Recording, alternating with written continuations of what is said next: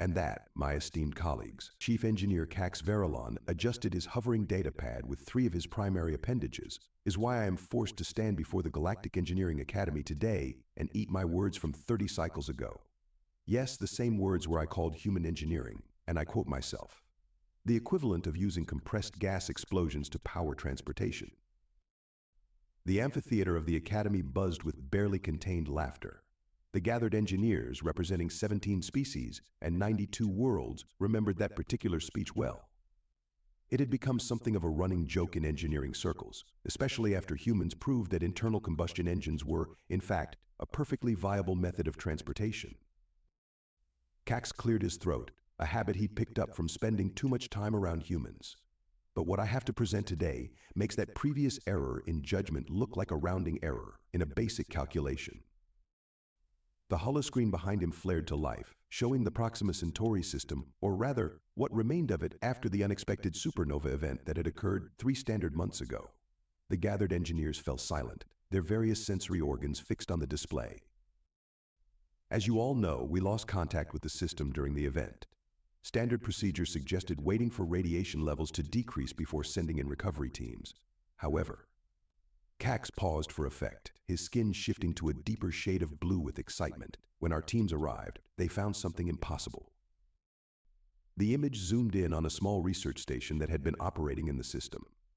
It was crude, by galactic standards, a human design that the engineering community had repeatedly criticized for its excessive use of materials and redundant systems. This station, Cax continued, is still operational, not just partially functional, not just surviving. The humans inside are continuing their research as if a star hadn't just exploded in their backyard. Professor Thorne Blackstar, notorious for his criticism of human engineering practices, rose from his seat.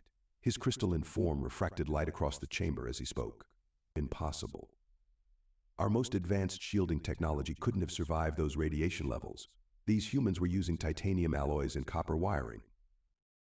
Precisely, Cax replied, unable to keep the hint of glee from his voice. And yet here we are. The humans are not only alive but complain mainly about, quote, the internet being a bit slow during the event. A ripple of disbelief swept through the audience. Cax brought up another image, this one showing the internal schematics of the station. Our initial analysis shows that their backup systems had backup systems, which in turn had their own backups. They called it redundancy, we called it wasteful. They installed manual overrides for their automatic systems, which we called primitive. They even kept physical books and written manuals in case their digital systems failed, which we mocked as archaic. The data scrolled across the screen, each line contradicting centuries of established galactic engineering principles. The humans had a saying that none of us took seriously anything that can go wrong. Will go wrong, they called it Murphy's Law, and they built everything as if the universe itself was trying to break it. Cax watched as his fellow engineers struggled with this new reality. He remembered his own reaction when the reports first reached his desk: the denial, the multiple verification requests, the eventual acceptance that everything they thought they knew about engineering might need revision. I propose, he said into the stunned silence, that we establish a new research division, one dedicated to studying what we previously dismissed as primitive human engineering principles. Because while our advanced systems failed spectacularly in the face of that supernova, their overbuilt, redundant, supposedly primitive technology survived. He looked around the room, meeting the eyes, optical sensors, and various other sensory organs of his colleagues. And I volunteer to head this research, despite the damage it may do to my professional reputation. Because if there's one thing humans have taught us, it's that being right is less important than being alive to learn from being wrong. The silence that followed was broken only by the sound of Professor Blackstar's crystalline form settling back into his seat with an audible clink. Cax smiled, knowing that the real challenge was just beginning. The humans had a term for this too. They called it eating humble pie. And Cax had a feeling they were all about to get a very large serving. So, you're telling me Junior Engineer Rella Nix said, her antennae twitching with barely contained excitement, that the humans built this entire backup generator system because someone once said, what if? Cax Verilon nodded, his blue skin rippling with amusement. They stood in the examination chamber of the newly formed Human Engineering Principles Division, or HEP-D as it was already being called. Around them, various pieces of salvaged technology from the Proxima station lay carefully arranged on anti-grav platforms. Specifically, Cax replied, because someone said, what if the backup generator fails, to which another human replied, then we need a backup generator. And when someone else said, what if that fails too, they added another one. Rella picked up a manual hand crank from one of the displays. And this? This can't possibly be. Oh yes, Cax interrupted. That's the backup generator. Purely mechanical. No electronics to fail. No fusion core to malfunction. Just good old-fashioned human muscle power and basic physics. The rest of the research team filtered into the chamber, a diverse group chosen specifically for their ability to think outside conventional engineering parameters. There was lead researcher Maya Chen, a human who had been crucial in translating not just the technical specifications but the thought processes behind them. Director Zara Brightwind, whose six-dimensional quantum calculations had previously been considered the height of engineering sophistication, now stood examining a simple pulley system with fascination. Notice, Maya said, pointing to what appeared to be a crude metal box, how this circuit breaker isn't digitally controlled. It's a purely mechanical system. When power surges beyond safe levels, the metal strips heat up, bend apart, and physically break the circuit. No programming required. No possibility of software failure. But that's so. Basic Professor Thorne Blackstar muttered from his corner of the room. He'd joined the team despite his initial skepticism, though his crystalline form still vibrated with disapproval at every new discovery. Basic Rella replied, her antennae now fully erect with interest, and yet it survived when your crystalline quantum breakers turned to slag during the supernova. Look at this, Maya continued, pulling out what appeared to be a thick paper book, complete technical manuals, printed on actual processed wood pulp, fireproof coating, waterproof pages, can survive electromagnetic pulses, solar flares, and yes, even supernovas, because paper doesn't care about radiation. Cax watched as his team moved from station to station, each discovery challenging their preconceptions more than the last. The humans hadn't just built backup systems, they'd built them using completely different technological principles. When one system failed, the backup wouldn't fail for the same reason, because it worked on entirely different principles. Here's what gets me, Zara Brightwind said, her tentacles waving in a pattern that indicated deep thought.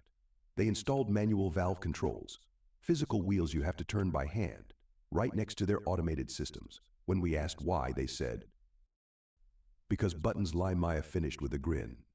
But a manual valve? You can see if it's open or closed, feel it. No user interface to glitch, no sensors to fail. Rella was now deeply engrossed in what appeared to be engineering logs from the station. They documented every failure, every minor glitch, every near miss, and then they engineered solutions for problems that hadn't even happened yet. Paranoid, isn't it? Cax said proudly. They have a wonderful saying, better to have it and not need it, than need it and not have it.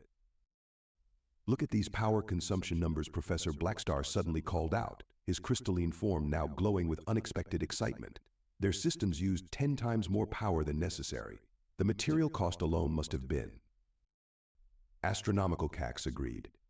By our standards, it's horribly inefficient. But when that supernova hit, their overbuilt systems had enough redundant capacity to handle the power spikes. Our optimized systems, the ones we spent centuries perfecting, they burned out in seconds. Maya walked to the center of the room, holding up another printed manual. Want to know the best part? This station. It wasn't even designed for extreme radiation events. This was their standard configuration. Because, and I quote from the engineering notes, you never know what might happen out here. The room fell silent as the implications sank in. Humans hadn't specifically prepared for a supernova. They'd just designed their technology to survive anything and everything they could imagine going wrong, and quite a few things they couldn't imagine but planned for anyway. Well, Rella said, breaking the silence, her antennae now curved in a way that indicated both amusement and respect. I guess sometimes the most advanced solution is to plan for the worst possible scenario, then plan for something even worse than that. Indeed, Cax replied, watching as his team continued their examination with renewed enthusiasm. Though I suggest we keep one particular detail out of our official report. What's that? Rella asked. The humans. They learned most of these engineering principles from something called camping trips gone wrong. The laughter that followed was interrupted by Professor Blackstar's excited shout.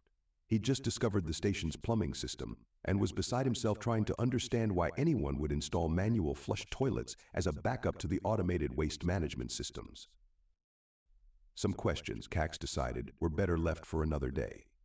3 weeks into the investigation, Rella Nick stormed into Cax's office, her antennae practically tied in knots with frustration.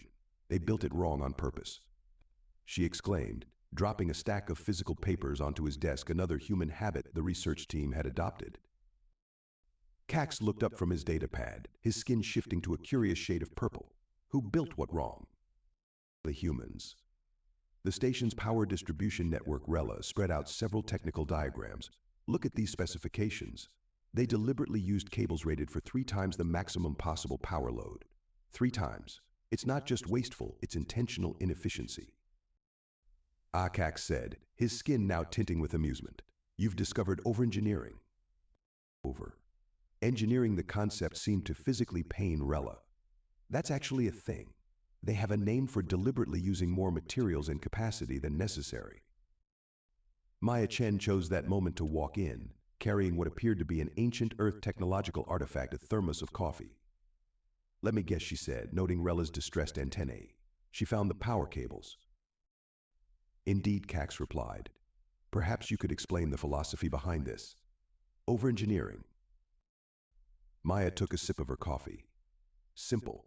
If something's designed to handle exactly what you need, then it's also designed to fail the moment you need just a tiny bit more. But if you build it to handle 3 times what you need. But that's contrary to every principle of efficient engineering, Professor Blackstar's voice chimed in as his crystalline form materialized in the doorway. The entire goal of advanced engineering is to achieve maximum efficiency with minimum resources. And how did that work out during the supernova? Maya asked innocently. The professor's crystalline form dimmed slightly. Look at this, Rella said, pulling out another diagram. They built manual bypass circuits into everything. Physical switches that can route power around any damaged section. When we asked the station crew about it, they said they installed them because, and I quote, electronics hate us, and this way we can fix things with a hammer if we have to. Ah, yes. Percussive maintenance, Maya nodded sagely. A time-honored human engineering tradition. Cax watched as Director Zara Brightwind slithered into his increasingly crowded office, her tentacles carrying even more documentation. The backup systems are the real genius, she announced. They're not just redundant, they're deliberately different. Different how? Blackstar asked. When the primary systems are digital, the backups are analog. When the main power is fusion-based, the backup is chemical. When the primary communication system uses quantum entanglement, the backup uses radio waves, and the backup uses actual physical light signals. Because different problems require different solutions, Maya explained. If your primary system fails, you don't want your backup to fail for the same reason. So you make sure each backup works on completely different principles. But how do you decide what to prepare for? Rella asked, her antennae now curved in genuine curiosity. You can't possibly plan for every contingency. That, Cax said, is where Murphy's Law comes in.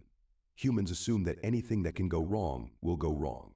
And then they plan for even worse scenarios on top of that. Here's my favorite example, Maya said, pulling out yet another manual. The station's air filtration system has 7 different backup methods, including one that's powered by the crew riding stationary bicycles. But why? Blackstar's crystalline form flickered with confusion. Because someone in the engineering team once said, what if we lose all power, including backups, and also run out of emergency batteries, and the solar panels are damaged, and the manual generator fails, and instead of dismissing this as an impossibly unlikely scenario, they built a bicycle-powered air filter? Rella finished, her antennae now showing signs of dawning comprehension. Exactly, Maya said. We have a saying 2 is 1, and 1 is none, meaning if you only have 1 of something critical, you actually have none, because it could fail at any time. But that's completely paranoid, Blackstar protested. Yes, Cax agreed, his skin now a deep blue of satisfaction. Completely paranoid, and yet, who survived the supernova? The room fell silent as this point sank in. Here's what I find most fascinating, Zara added, her tentacles gesturing at the piles of documentation. Every single one of these backup systems exists because at some point, somewhere, something failed catastrophically. They don't just learn from their mistakes, they institutionalize the lessons. That's why they document everything Rella realized. Every failure, every near miss, every weird thing that happened at one time, it all goes into improving the next design. And they share these failure reports openly, Cax added. No attempt to hide embarrassing mistakes, no concern for reputation, just an endless drive to make sure the same thing never goes wrong twice. While we were perfecting our efficient designs, Blackstar said slowly, his crystalline form pulsing with the revelation, they were perfecting their ability to survive failure. Exactly, Maya smiled. We're not trying to build perfect systems. We're building systems that survive being imperfect. Cax looked around his office at his team, each now showing signs of understanding this fundamental shift in engineering philosophy. I believe, he said, we're ready to move on to the next phase of our investigation. What's that? Rella asked. Building a test chamber where we can recreate the supernova conditions, Cax replied. And this time, we're going to build it the human way. With backup systems for our backup systems, Blackstar asked, his tone somewhere between sarcasm and genuine interest. No, Cax said, his skin shifting to a shade of blue that indicated complete seriousness. With backup systems for our backup systems, because as the humans say, space is trying to kill you. Don't make it easier for IT.ta, all right people, and various sentient beings. Maya Chen announced to the observation room, test sequence 47 is about to begin.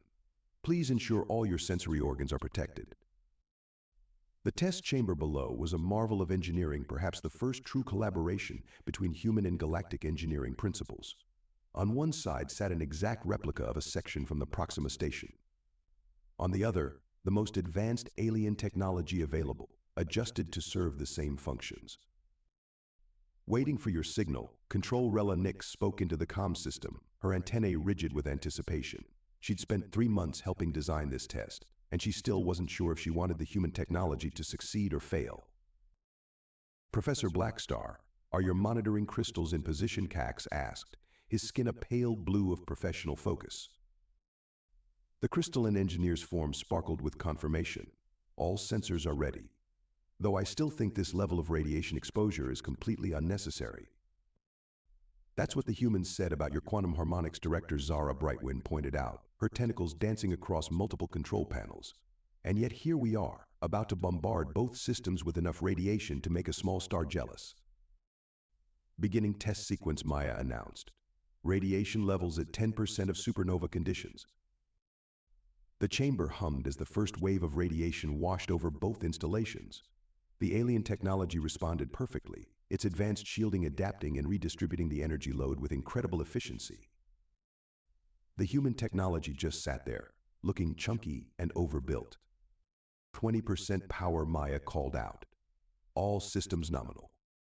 Hey, Professor Blackstar's crystalline form vibrated with satisfaction. Our shields are maintaining optimal efficiency. The human systems are already showing stress fractures in their outer layers. Those aren't stress fractures, Rella pointed out, her antennae twitching in amusement.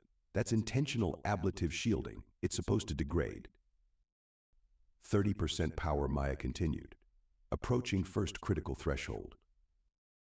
The alien technology continued to perform flawlessly, its quantum fields shifting and adapting to each new wave of radiation. The human technology's outer layer was now visibly deteriorating, flaking away in a controlled pattern. 40% power. Second layer of human shielding now engaging. But that's impossible, Blackstar stuttered, his crystalline form flickering with confusion. Their primary shields are completely compromised. Those weren't their primary shields, Cax explained, his skin rippling with barely contained excitement. That was just their first sacrificial layer. 50% power. Entering secondary radiation spectrum. The alien technology's performance began to show the first signs of strain. Minor fluctuations in the quantum fields, slight variations in power distribution. Nothing serious yet. The human technology continued its controlled degradation, each layer burning away to reveal another underneath, like some kind of technological onion. 60% power. Approaching second critical threshold. Our efficiency is dropping, Zara reported, her tentacles moving faster across the controls. The quantum fields are having trouble adapting to the radiation frequency shifts. 70% power. Warning: exotic particle generation detected. The alien technology's quantum fields began to flicker visibly.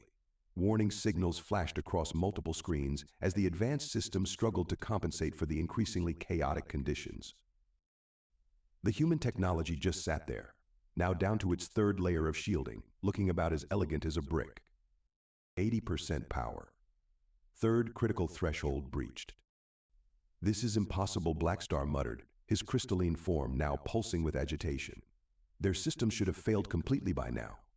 They're using materials we developed centuries ago." 90% power.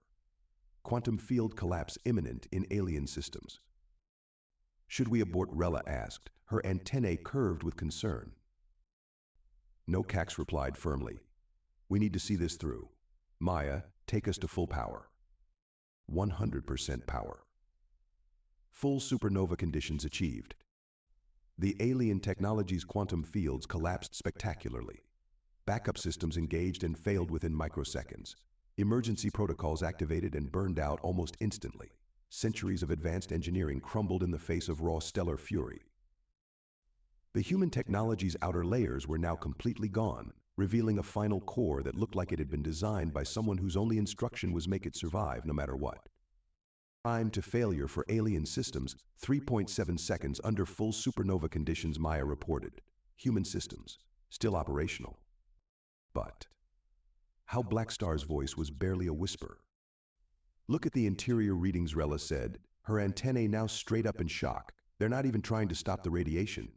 They're just channeling it, converting it, using it."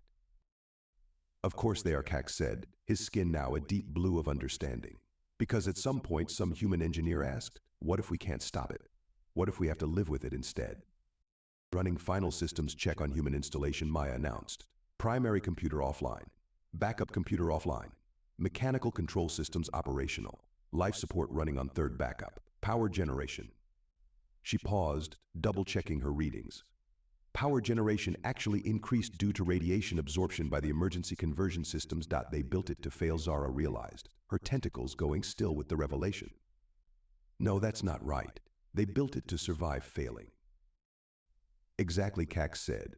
"While we were trying to build perfect systems, they were building imperfect systems that simply refused to die." The observation room fell silent as they stared at the test chamber. On one side, the smoking ruins of the most advanced technology in the galaxy. On the other, a chunk of human engineering that looked like it had been through a war and won. "Well," Professor Blackstar said finally, his crystalline form now showing colors of grudging respect, "I believe I owe someone an apology about that primitive technology comment." "Save it for the paper we're about to write," Cax replied. "I believe the title should be Why Perfect is the Enemy of Survived." "The humans have a better saying," Maya added with a grin. "Keep it simple, stupid." The rest of the team looked at her questioningly. "We call it the KISS principle," she explained. "Because sometimes the most advanced solution is to just build it tough enough to take whatever the universe throws at it." "And over-engineer everything?" Rella asked, her antennae showing signs of amusement. "Especially over-engineer everything," Maya confirmed. "Because space is trying to kill you. Space is trying to kill you," the team repeated in unison, having adopted it as their unofficial motto. And in the chamber below, the human technology continued to operate, blissfully unaware that it had just revolutionized galactic engineering. "Absolutely not," the Grand Engineering Council representative slammed his tentacle hand on the table. "We will not approve a design that deliberately uses 3 times more materials than necessary." 6 months after the supernova tests, Cax Verilon found himself fighting battles he never expected, not against the laws of physics, but against bureaucracy. His skin had been stuck in a frustrated shade of green for 3 straight days. "With all due respect," Rella Nix interjected, her antennae practically radiating sarcasm, "we've demonstrated that your definition of necessary might need some revision." The council chamber, filled with the most prestigious engineers from across the galaxy, erupted into chaos. Professor Blackstar, now one of their strongest advocates, attempted to bring order by raising his crystalline form to its full height and refracting light in the traditional signal for attention. "Perhaps," he chimed, "we should show them the Centauri border station footage." Maya Chen, now officially titled as Chief of Paranoid Engineering Practices, a title she wore with pride, queued up the recording. The holoscreen flickered to life, showing two space stations. One built to traditional galactic standards, the other constructed using the new human-inspired principles. This, Maya said, pointing to the recording, was taken during last week's meteor storm. An event, I might add, that nobody predicted. The footage played in silence. The traditional station's shields failed progressively as its optimized systems overloaded. The human-inspired station, while looking significantly less elegant, simply absorbed the impacts. Its overbuilt hull laughed off hits that should have been catastrophic.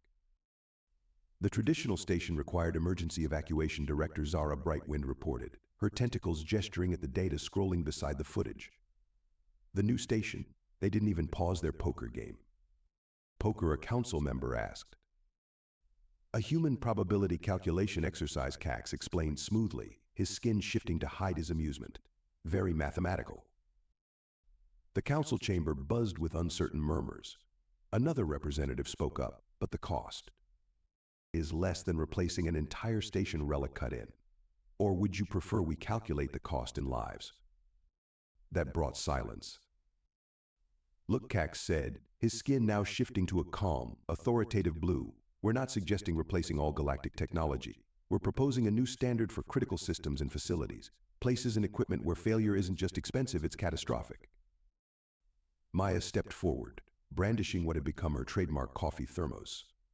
We have a saying on Earth, money can't buy life, though in this case, it absolutely can buy backup systems for your backup systems. The human approach has already been adopted by 17 commercial spaceship manufacturers, Professor Blackstar added, his crystalline form glowing with pride. Their customer satisfaction ratings are, as humans would say, through the roof. Because their ships don't fail, a council member asked hopefully. No, Rella replied, her antennae twitching with mirth, because when they do fail, they fail gracefully and survive. The council chamber erupted in discussion again, but this time the tone was different. Cax recognized the shift, the same one he'd gone through months ago. The moment when you realize that perfect efficiency isn't always the perfect solution. We'll take it to a vote, the head council member announced finally. The results were clear, 276 in favor, 24 against. Cax felt his skin shift to a victory purple as Maya leaned over and whispered, not bad for a bunch of paranoid over-engineers. The next day, the Galactic Engineering Standards Board issued its first major revision in 3 centuries. The opening line read, when in doubt, build it stout. Rella found this hilarious. Did you really have to add that? The humans insisted, Cax replied, his skin rippling with amusement. They said if we're going to do it their way, we might as well embrace their terrible engineering puns too.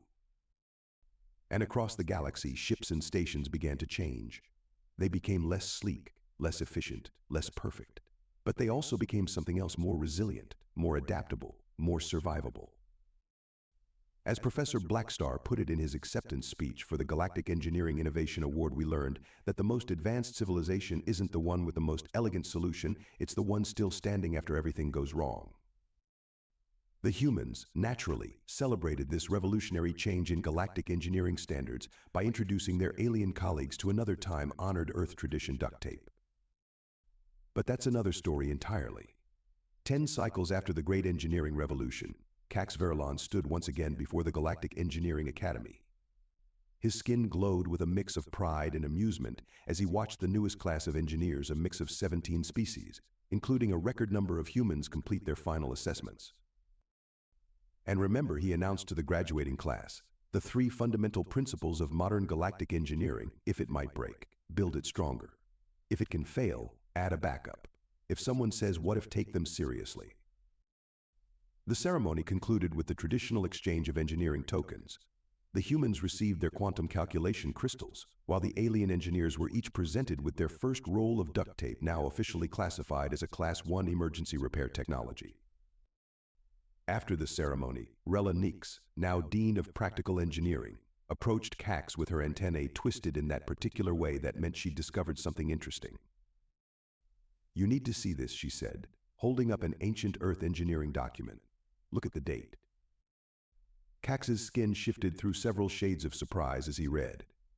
This can't be right. This document, it's from before they even achieved faster than light travel. Keep reading, Rella urged.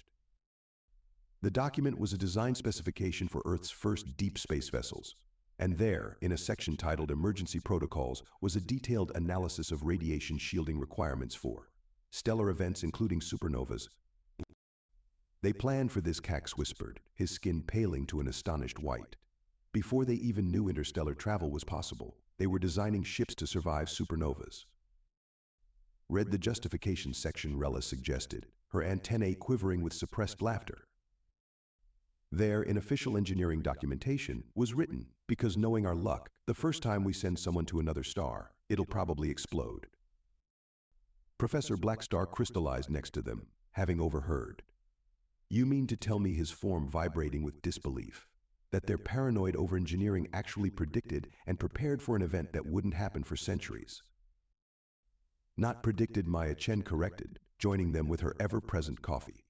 They just assumed the universe would try to kill them in the most spectacular way possible and planned accordingly. And they were right, Cax concluded, his skin settling into an amused blue. Though perhaps we should keep this particular discovery out of the official records.